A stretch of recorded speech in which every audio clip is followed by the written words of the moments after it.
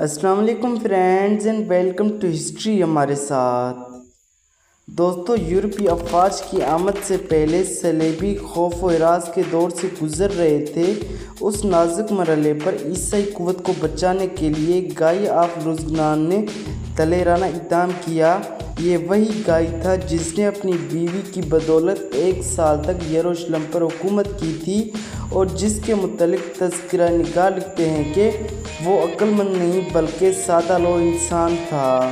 گائی ذاتی طور پر بہت دلیر تھا، لیکن اس میں آزادانہ اقدام کی صلاحیت کا فقدان تھا۔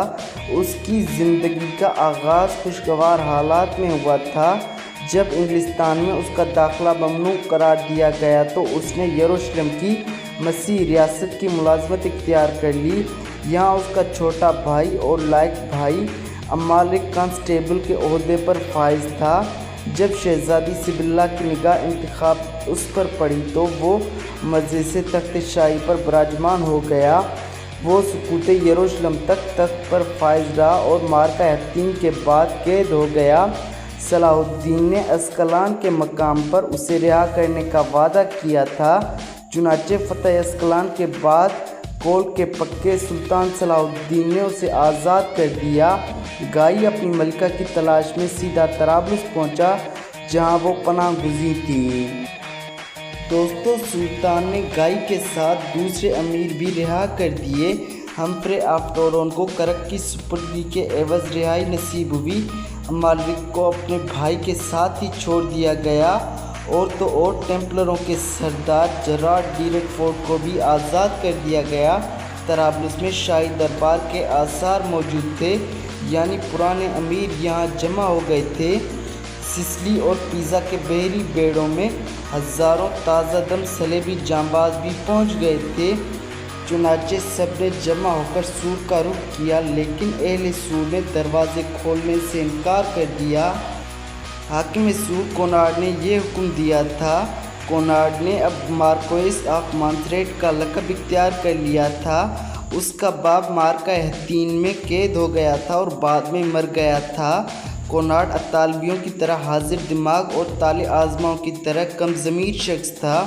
عام طور پر مشہور تھا کہ وہ اپنی پہلی بیوی کو وطن میں چھوڑ آیا اور ایک بازنطینی شہزادی سے شادی کر لی۔ یہ بازنطینی شہزادی قیصر روم آئزک دی اینجل یعنی اسحاق فرشتہ خصال کی بہن تھی۔ اس میں اگر کوئی خوبی تھی تو صرف یہ کہ گرگ کرک کی طرف وہ فن حرب کا ماہر تھا۔ اس نے بڑی عجلت سے سور میں فوجیں اتار دیں، چنانچہ صلاح الدین سور پر قبضہ نہ کر سکا۔ کونراڈ اپنے باپ کی جاں بخشی کے عوض بھی سور سے دستبردار ہونے کے لیے تیار نہ تھا۔ چنانچہ جب بوڑھے مارکوئس کو قلعے کی دیواروں کے سامنے لا کر کھڑا کیا گیا تو اس نے کہا کہ میرے باپ نے کافی لمبی عمر پائی ہے، اب اسے کسی چیز کی ضرورت نہیں۔ دوستو، بہاؤالدین کے بیان کے مطابق وہ نہایت زیرک اور زبردست شخص تھا۔ دیگر مسلمان مورخ بھی اس کی شجاعت کے معترف ہیں، لیکن وہ اسے بھیڑیے سے زیادہ خونخوار اور کتے سے زیادہ ذلیل سمجھتے ہیں۔ اس کے کئی جانثار دوست اور کئی جانی دشمن تھے۔ اس شخص کا کردار 2 سال تک سرزمین فلسطین کے واقعات پر اثر انداز رہا۔ جب عیسائی پناہ گزین سور کے ساحل پر لنگر انداز ہوئے تو کونراڈ نے انہیں شہر میں داخل ہونے کی اجازت نہ دی۔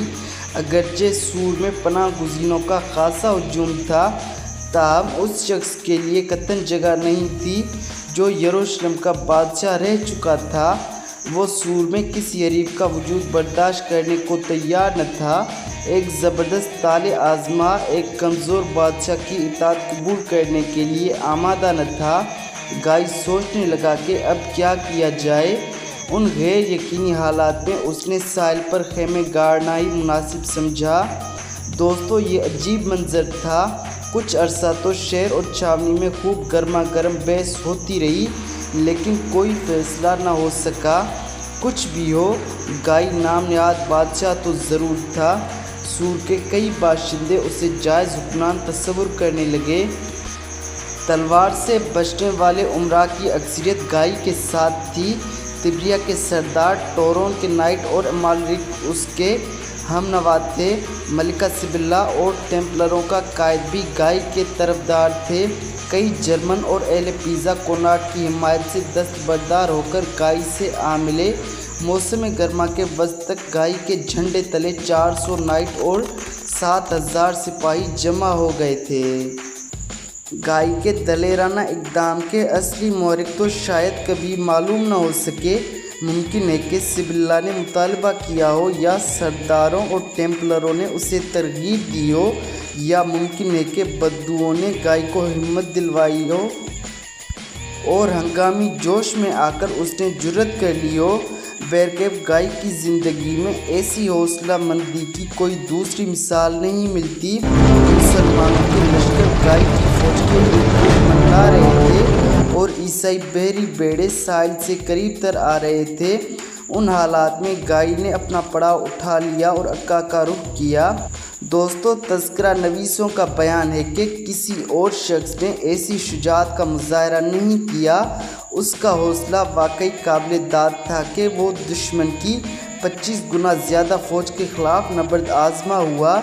जब गाय को रिहा किया गया तो उसने हलफ उठाया कि मैं मुसलमानों के ख़िलाफ़ हथियार नहीं उठाऊंगा, लेकिन अब उसने अपनी कसम तोड़ दी।